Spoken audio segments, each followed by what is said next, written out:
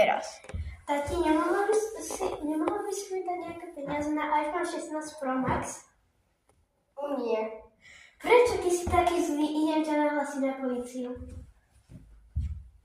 Tati, môžeš mi kúpiť iPad? Áno. Jasne, dáš mi asi 100 eur? Áno. Ďakujem. Teraz.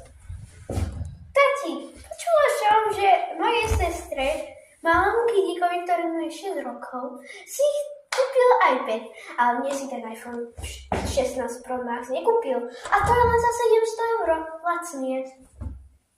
No, neviem, čo mám na to povedať.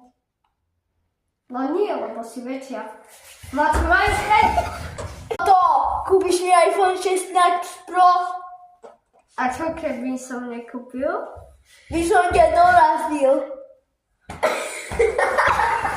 Nekúpim. Teraz. Tati, to sa čo stalo? Vlastne nemôžeš zobrať peňaženku, lebo tam máš 700 eur. Prašové, díky. Táto, kde máš peňaženku?